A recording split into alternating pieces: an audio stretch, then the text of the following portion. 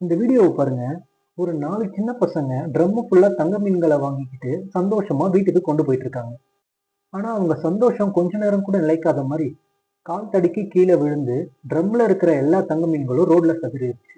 என்ன பண்றதுன்னு தெரியாத பசங்க மறுபடியும் எல்லா மீன்களையும் அந்த ட்ரம்முக்குள்ளேயே போட்டுறலாம் அப்படின்னு முயற்சி பண்றாங்க. ஆனா துரதிர்ஷ்டத்தனமா அந்த ட்ரம் ஆல்ரெடி உடைஞ்சிருக்கு. நாங்க ஆசைப்பட்டு வாங்கின அந்த மீன்கள் இப்படி ரோட்ல சிதறிருச்சே அப்படின்ற ஒரு சோகத்துல அந்த 4 சின்ன பசங்களும் அழுகுறாங்க.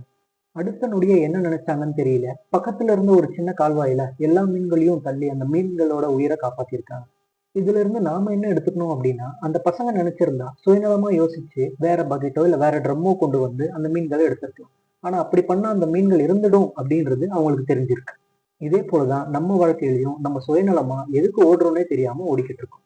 நம்ம சுயநலம் மற்றவங்களுக்கு எந்த அளவுக்கு பாதிப்பு தருது அப்படின்றத பத்தியும் நமக்கு எந்த கவலையும் இல்லை. இனிமேலாவது சுயநலம் இல்லாம கொஞ்சம் மனித நேயத்தோட இருக்கலாம், அந்த பசங்க மாதிரி. See you guys later. Signing off.